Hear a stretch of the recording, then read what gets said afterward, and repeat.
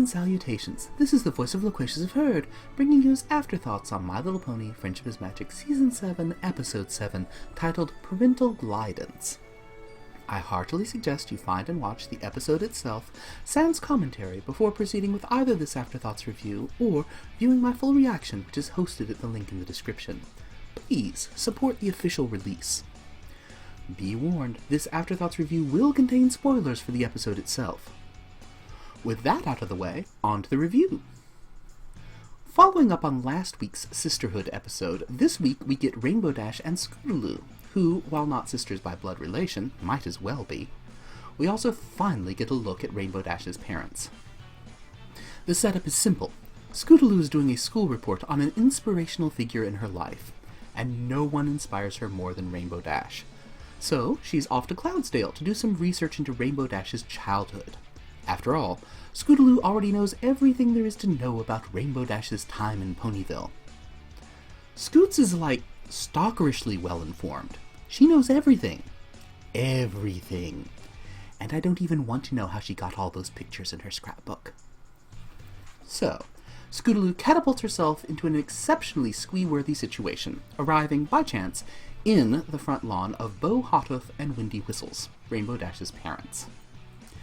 Cute touch, Bo's not so much mowing the cloudy grass as flattening it with what looks like a miniature steamroller. I suppose in Cloudsdale you would want your front lawn to be quite compact and not too wispy. After calming the fangirling filly, introductions and explanations are made.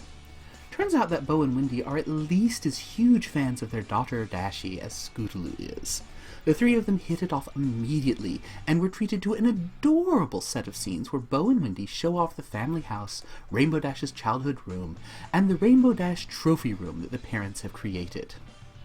As always, kudos to the art team for giving us such visual delights. The house is super fun, the mini pictures on the wall just keep the cute coming, and Rainbow Dash's room is full of treasures. One of which is that her inspirational poster is of a tortoise. I suppose getting Tank was even more foredestined than we had thought. But the trophy room, a literal shrine to the awesomeness that is Rainbow Dash. Bo's even installed lighting and angelic choir sound effects for when ponies enter. Again, as always, I loved the use of diegetic sound in this show. Also, that Dash-faced rug on the floor. Too cute. But what is this? There's no mention in the Dash Shrine, nor any Dash Mentos, of her journey to become a Wonderbolt. Scootaloo inquires, only to learn that Bo and Windy Whistles didn't know. They're shocked and delighted at the news. Scootaloo then takes them to where Rainbow Dash is practicing with the Wonderbolts. And here's where the conflict settles quite firmly into place. In a twist that, by this point in the episode, surprises no one, Rainbow Dash's parents are super fans of their daughter. Loud, proud, obnoxiously way over the top super fans. Rainbow Dash finds their antics both painfully embarrassing and highly disruptive. There is always a challenge when introducing a new character into a well-established show. The longer the show has gone on, and the closer the new character is supposed to be with an established character, the greater the question looms. Why haven't we heard of this pony before? Dropping a brother in without so much as a mention at, well, say, just as an example, the end of a second season can be quite jarring. Especially when the narrative is supposedly that said relative is close and friendly with some pony we were coming to know quite well. It takes a bit more work on the audience's part to buy into such a story. Disbelief must be extra thoroughly suspended to make it seem natural. But such late-stage introductions can be done quite well. For example, consider the introduction of Zephyr Breeze in the 6th season. While the initial shock of, wait, Fluttershy has a brother? Is certainly a big deal, within 5 minutes of meeting Zephyr, it becomes abundantly, painfully clear exactly why for the past several years Fluttershy has preferred not to mention or even think of her brother any more than is absolutely necessary. The tone her friends take on learning he's back in her life has the sort of supportive sympathy that drives home how this is exactly the sort of familial relationship which could easily go unaddressed in the stories we've seen for those many seasons. Parents can be problematic figures for a show like My Little Pony. All the characters have them, or at least had them at one point in time. And considering some of the things that have gone on, it would be natural for them to be at least peripherally involved on occasion. The show's done a good job with this, with Rarities, Twilight Sparkle, and Pinkie Pie, and until relatively recently had glossed over Fluttershy and Rainbow Dash's family life. And then there are the heavy implications involved with Applejack's parents' absence, an extra massive elephant in the room, which lends AJ's narratives extra weight, especially considering how the theme of family runs through so many Apple family episodes. At this stage, I think we may safely say that Ma and Pa Apple have gone on, far too soon, to that heavenly orchard in the sky and their eternal rest. Fluttershy's parents' own introduction last season revealed a pair of ponies even more shy and retiring than Flutters herself, and once that was revealed, it felt natural that we wouldn't have seen them around, save as an unnoticed blob of color in some crowded background for all this time.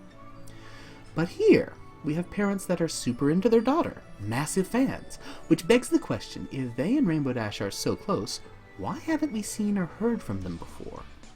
And the show does a great job with this introduction. Bo and Wendy's interactions with their daughter start out over the top and wildly inappropriate, and they just keep dialing up the intensity from there. Again, after a few minutes of watching their interaction, it becomes abundantly clear while Rainbow Dash has been trying to keep her parents more or less out of her life as much as possible. Dashie is upset with Scootaloo, and rightly so, I'll admit. Scootaloo, operating from the best of intentions, has indeed invited a massive mess of pure crazy into Rainbow Dash's life, and Dash has no good ways to deal with it. Why? Because Rainbow Dash is bad with personal boundaries, especially when she's gotten super enthusiastic about something.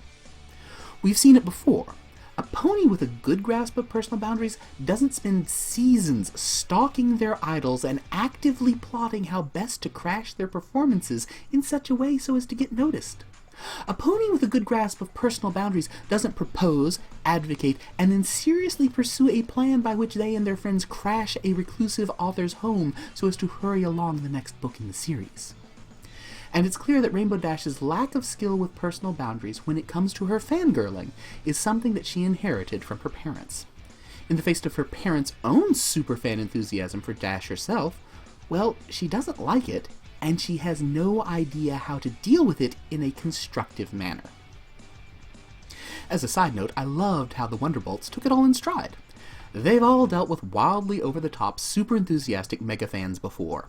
Heck, they had to put up with Rainbow Dash stalking them for seasons. If anything, the other Bolts seemed to find the whole situation more amusing than anything, and perhaps given what they had to deal with from their own superfan Dash over the years, they may have even seen it as a touch of karma. And through it all, Scootaloo remains completely unable to grasp why Rainbow Dash finds this all so unwelcome. Part of it is the whole "my parents are embarrassing" thing, which everyone goes through, and which is quite relatable. But Bo and Wendy are truly out of line, well beyond the pale, when it comes to their own antics. Like I said, I see now where Rainbow Dash gets her own occasionally shockingly inappropriate superfan tendencies. Another aside, I found it interesting when Rainbow Dash first told Scootaloo that Dash wasn't pleased to have all the crazy that her parents would bring into her life, that she said Scootaloo should have warned her first, or, here's the telling point, spoken with Twilight Sparkle. It's a subtle, understated touch, but what it tells me is that Twilight understands Rainbow Dash's relationship with Bo and Wendy. Twilight knows the reasons for it, and that, if Bo and Wendy were to become more involved in Dashie's life, Twilight is someone Dash trusts to be able to manage the parents, to help them see when and where they were being inappropriate, to help them learn proper boundaries, and to help them dial it back from an 11 to a more appropriate 8-ish. In short, the conflict. Bo and Wendy need to learn proper boundaries, and Rainbow Dash needs to learn to appreciate her parents more. Both sides need to work through the problems caused by their lack of communication and wind up with a closer, healthier relationship. And Dash has no idea how to manage all this. which is why she kept her way too embarrassing parents out of the whole Wonderbolt facet of her life in the first place. The super fanning continues. It keeps getting worse. Things come to a head and Dash explodes. That first moment, totally justified. Shocking, arresting, but justified. It gets her parents' attention. But then Dash digs in deeper. Oh, it's understandable, but she's also taking things a bit too far. Hurtfully so. I think you should leave. First of all, great job yelling at us, sweetie. No one can make their parents feel more worthless than you. Your words were direct, clear, and so painful. Is there nothing you can't do? Great. Now everyone's in the wrong to varying degrees, and Scootaloo just doesn't understand. She can't comprehend finding the loving, enthusiastic support of parents, no matter how over the top, to be anything but a good thing. To see Rainbow Dash crack down on it so hard, it's devastating. And confronted with Scootaloo's disapproval, Rainbow Dash gets it. She gets that she took it too far as well. Not as too far as her parents had, I'll grant you, but still a little too far. So Rainbow Dash finds Scootaloo to explain and to apologize. The explanation reveals a lot about Rainbow Dash's relationship with her parents, and a huge amount of why behind how she acts, and not just around them, but in general. It's some really good character development, I feel, for her character. I also love seeing Philly Derby. Poor girl. As her strabismus got worse, her inability to compete effectively as a flyer declined. No wonder she went in for eye surgery as a young adult. What a pity it didn't work. But back to the point. Rainbow Dash can't deal with the over-the-top levels of support from her parents. As for Scootaloo? You know, some ponies would dream of having parents like that. Yeah, right. Name one. Me. Growing up, I never thought I'd be the best at anything because no pony ever told me. Oh shit. That's deep. That's heavy. That brief exchange there leaves us with the certain knowledge that Scootaloo's own parents are absent from her life. Perhaps, like Apple Bloom, Scootaloo's an orphan too. That would explain the total absence of parental figures and Scoot's desperate embrace of Rainbow Dash as a surrogate family member. But even if Scootaloo's parents are alive, they are so disengaged from their daughter that they have never shown her any support or encouragement. Ever. At all. For anything. In some ways, this strikes me as worse than Scootaloo just being an orphan. I mean, seriously, with as twisted and dysfunctional and messed up as the relationship between Diamond Tiara and Spoiled Rich is, at least Spoiled and Filthy are there. They throw their daughter parties. They're involved in her life. They take pride in her accomplishments and punish her failures. The Riches are a family with problems. Deep, massive, twist their daughter into a little monster sort of problems. But at least they're a family. You know, given the option, I'm going to go with Scootaloo's an orphan headcanon. Right now, it's the nicer of the available choices, and that's saying something. The moment passes by. Scootaloo helps Rainbow Dash really get how encouragement from family, even if, and perhaps especially when, it feels awfully embarrassing, is still a good thing, a necessary thing, and something to be grateful for. So, what to do next? Why, put on an over-the-top apology performance in honor of Bo and Wendy. Lavish them with the same praise and enthusiasm that they have shown Rainbow Dash all these years. And you know what? It works.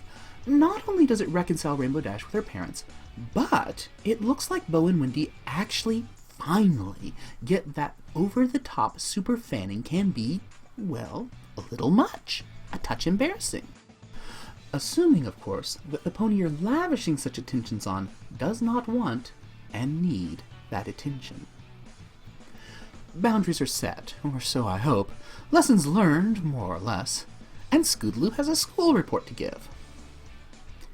Okay, so there were way too many pictures relative to the words, and the inclusion of a moldy sandwich alone would have been enough to merit knocking it down to a B grade, so I can't fault Cheerilee on that one. Then, the cheering erupts for Scootaloo. Rainbow Dash, Bo, and Wendy, all three are going out of their way, over the top to make a huge scene in honor of Scoot's accomplishment. That's heart-touching sweetness right there. If Rainbow Dash is her sister now, then Bo and Wendy are her new parents, and they will lovingly provide all the support and encouragement that Scootaloo has been missing for, well, all her life. And this is the expression of a filly who will love every minute of that. Seriously, I would totally support the show including an episode where it is officially revealed that Scootaloo is, in fact, an orphan, a reveal that is part of Bo and Wendy's official adoption of Scootaloo into their own family. There would be a lot of liquid pride should that day ever come. Even more pride than was on display in this delight of an episode. If you wish to see my full reaction to My Little Pony Friendship is Magic Season 7, Episode 7, titled Parental Glideance, the link, as I mentioned earlier, is in the description. Feel free to leave any comments or likes for that reaction here on this Afterthoughts review. And until next time, as always, kindly remember, y'all are awesome. Stay awesome.